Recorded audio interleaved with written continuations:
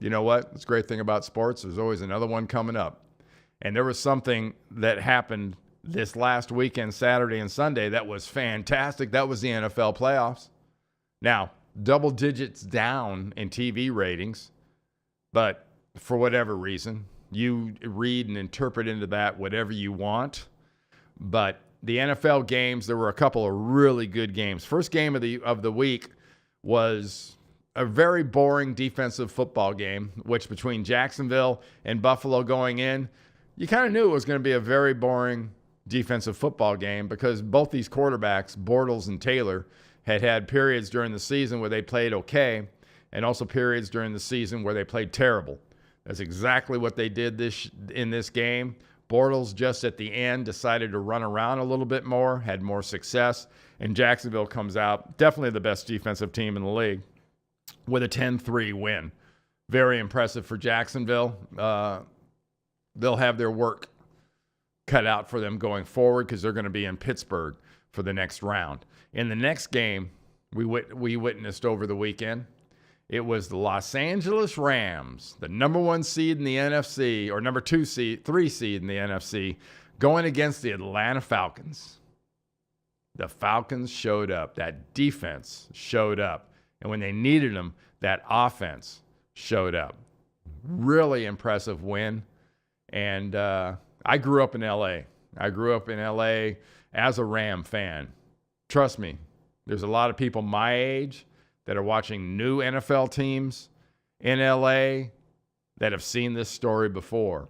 Only it was against usually the Cleveland Browns or the Green Bay Packers, the Chicago Bears, or the New York. Somebody was beating the Rams in the playoffs. They lose in the playoffs again. Next up, but congratulations to Atlanta. Next up in the score machine here, how about, did you see the Saints and the Panthers?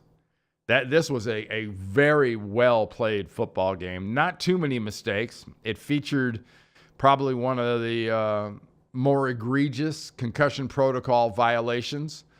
Cam Newton at the end of the game got absolutely boloed. Couldn't make it off the field.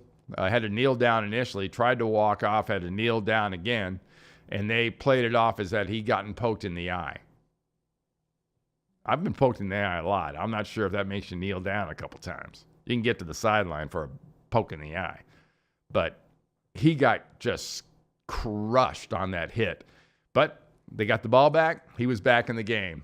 Well done, NFL. Another great concussion protocol on you. But New Orleans Saints, they've got an offense, Drew Brees. They kind of look like a Super Bowl-bound team. Just my first impression, because they actually play a little bit of defense. And that's a little bit of defense when you got that much offense. That's all you need. Next up on the game parade was the Kansas City-Tennessee game. Now, this is another game that was about as bipolar as you could ask for. Kansas City early on were just strumming that butt of the Tennessee Titans. Tennessee Titans couldn't do nothing right.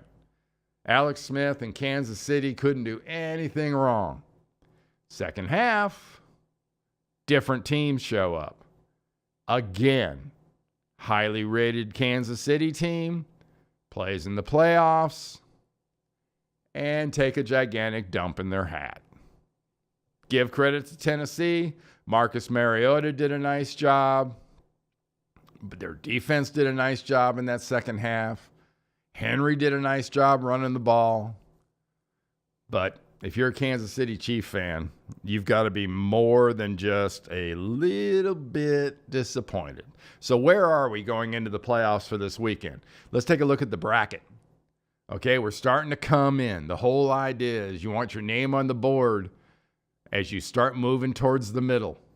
The Falcons are going to be playing the Philadelphia Eagles.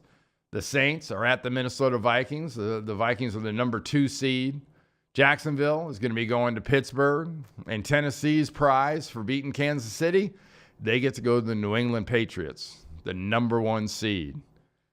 And Tennessee's only chance of winning against New England, and I mean the only chance of winning, is that if they can reproduce from the Baltimore Ravens playbook when you go to New England. You physically hand New England their butts.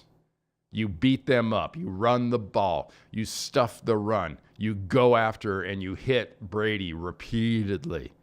And you control the clock. If they can do that, they can win. Most teams don't have the onions to do that for an entire football game.